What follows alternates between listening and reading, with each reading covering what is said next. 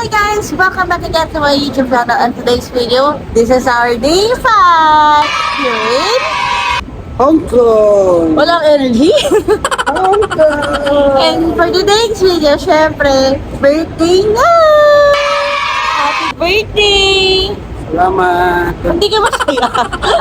Mainit kasi! Ngayon, for today's video, gagawin natin bukod sa birthday niya, kasi meron na akong vlog about mga sorpresa sa kanyang kaarawan. Kaya naman, ang gagawin natin ay mamamasyal tayo. Pupunta tayo ng Mongkok, Shopping! Causeway, magsa-shopping tayo. This is the time na talaga Wawakas! magkano kaya ang aabutin natin. Pero, hindi natin ito convert into peso para di tayo masaktan. At ang gagamitin natin ay Ano? credit card! Ay, sorry, I'm using my savings. So, yan, so we're here na sa Mongkok. And then, ayun, may mga nakikita na kami mga shoes. So, ano yung kanina nakita mo?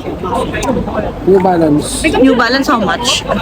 299 Hong Kong dollar. So, that's 2,000 plus Philippine pesos, no? So, yan. Sura. Yeah. Ginagawa! So far, actually guys, ang hinahanap ko talaga is fila. Pero mukhang malabo ako makakita na fila dito. So sabi ko nga kay Bricks, para sana tumingin na ako dun sa shop dun sa Macau. Lalo na mas mura sa Macau kasi sa Hong Kong. So hindi ko alam asan ba tayo. Ayan, pumapasok si Bricks. Nag-check siya. So dito tayo. So pupunta ako sa Adidas. Iniwan ko muna si Bricks dito. Since hindi ko naman bet yun yan. Walking around. Ginagawa mo. Walking around. Ay. So, here. Sa Adidas na tayo. So, let's try to check if may magugustuhan ba tayo. So, guys, ito na po. Signal number 8 ngayon. Sabi ko nga sa inyo, bagyo. Alin na hangin. Nakikita niyo yung buhok ko. Ayan na siya. Oh. Ayan, tingnan na. Oh, ganyan na, ganyan. Malakas ang bagyo dito sa Hong Kong. Dala ng Pilipinas, bagyo Pilipinas. Grabe, wagag lang aking buhok. So ngayon, hindi ko alam, di pa tayo tapos mamili ng sapatos. Supposedly, gusto ko bumili ng Crocs kasi para match-match ko ng beshi. Gusto ko sana yun, Crocs sana. Kasi wala na akong makita. Oh my God, mukha lang lalaki si O. Tignan mo, oh. Oh. Buti, masaya ka ba pabagyo dito sa birthday mo? Oh my God, di pa kami tapos mamili. Wala pa ka nabibili. O yan nga, ibibili pa tayo ng mga pasalubong. So yun, quick update guys. So, yun, wala kaming, may mga nakita kami, kaso kasi hindi ko alam kung bakit hindi kami bumili. May gusto ko bumili sa Crocs pero hindi ko alam kung baka balikan ko siya mamaya. Pero yung iba kasi mga outlets dito parang same style, di ba? Di ba? So ngayon gagawin namin, pupunta kami sa City Gate Outlet, which is sa pinakadulo ng station. Pupunta kami Tung Chung. Lalagpasan pa namin ng lalagpasan pa namin ang Disneyland. So from there, tingin kami. So wala pa rin, babalik ako yung Crocs dito. Fairness, isasanay na akong mag-MTR. So diba, napapansin nyo, sinabi ko nga kanina, mag-a-announce na sila na around 6 o'clock na may typhoon signal number 8 dito. So, napansin na naman, kami dalawa ni Bricks, kahit sobrang lalim ang baha, sinusugod namin. Yun ang gagawin natin for today's video po. Babalik na tayo sa MTR. Papuntang Tung Chung. Ang dami ng tao. True. May check pa, mga ganun. Narinig niyo yun, guys? Narinig niyo? Ang baho naman kasi talaga. Alam mo yun, hindi siya nagmamayabang or maarte. Iba talaga mga bay, lalo na pag galing ka ng after Disneyland, no? Si ate totoo. Oo, ganun lang, kailangan natin magpakatotoo. Pero kasi syempre, Sabi, baho! Ginanon niya talaga? Oo. Paano? Nakasalubong yung sabi. So, quick update. Nasa city, kakababa lang naman Tungchung. So, dito pa lang, pasok na ng City 8 outlets pa, exit. Para pag magtutungchung kayo from Tungchung, hanapin yung letter C for exit. And may nakita na akong villa. So, papasok muna ako dito. So, ayun, quick update. Nagsasarado na yung mga stores as in lahat ng outlet kasi nga mag-a-announce na yung time check. Ayan, malapit naman 6:20 mag-a-announce na magiging signal number 8 na dito.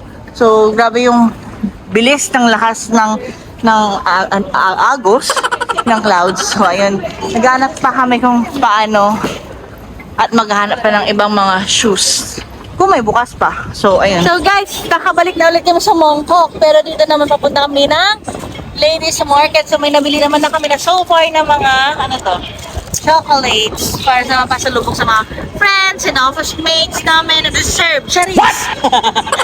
Charot lang. So, bumili din kami ng bagong mga cellphone case. Ganun. So, nadeklara na po na signal number 8 dito ngayon sa Hong Kong. Pero still, kaya kami umalis sa City Gate Outlet kasi nga, nagsarado na nga sila because nadeklara na nga ng signal number 8. Pero bumalik kami sa Mongkok kasi nagbabakasakali kami na maabutan namin yung Ladies Market. Time check 7 p.m. Pero kung wala na kami maabutan, di ko ano yung makita namin na parang pampasalubong. Ganun, di ba? So, another chocolate naman ang nabili ni Bricks. Uy. So, yan. So, another chocolate na naman. Pero yun, para sa amin naman sa bahay. So, ayun, mura lang kasi $10 lang yung mga Toblerone. Actually, dahil nagutom na kami, so ngayon, order kami na curry fish ball, spice, fried pig intestines, octopus. So, ito sila. So, ito na po yung order natin. So, $70 lahat. So, let's see kung maging worth it ba to or takaw tingin na naman kami.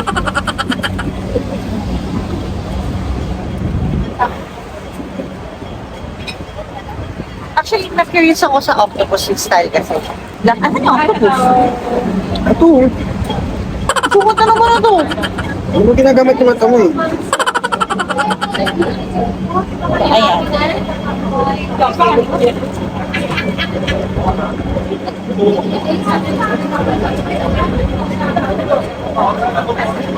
So, bumili tayo ba ng gagawin mo yung water? Drinks? Kain ka muna, ba't ako bumili? Dahil ba sungat mo? Yung question mo kasi pambobo. Okay.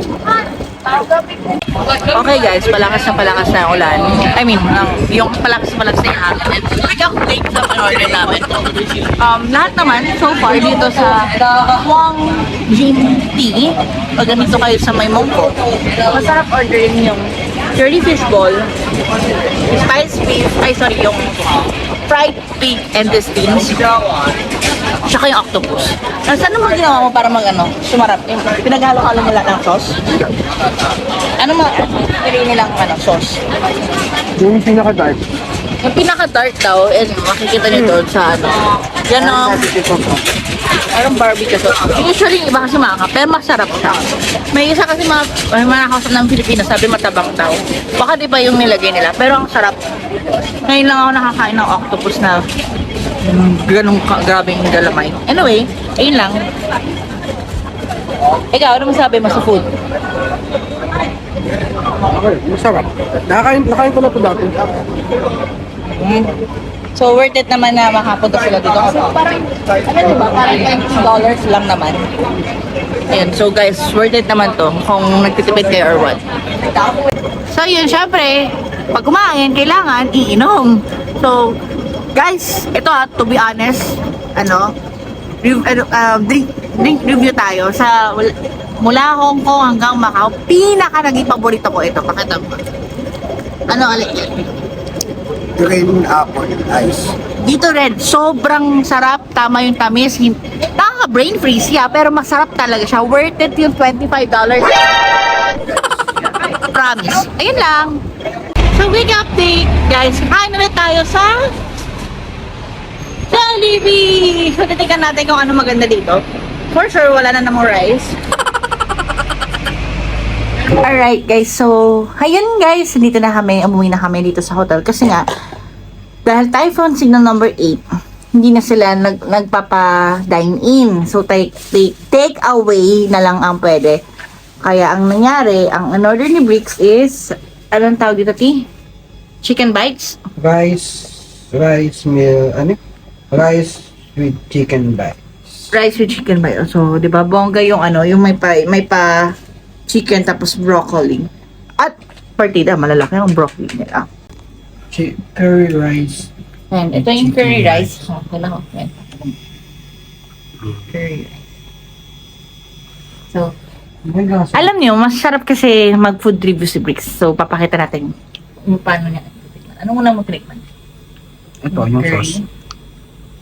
What can you say about it? Okay lang. Ano? Parang chicken curry. Sa Pilipinas. Sino ba nag-serve sa, ay yung ano, na sa counter, Pilipino? Oo. So, Mga nagtatagalog. Pilipino. Nagulat. In-English ko pa nga. Tapos nagulat ako. Tinagalog ako. So, ayun. Sa tingin ko, mga Pilipino talaga hina-hire doon. What do you think? Tapos hindi na siya bida ang saya. Ano na? Share the joy. Ano nakakantayin yun? Share the joy. Visit!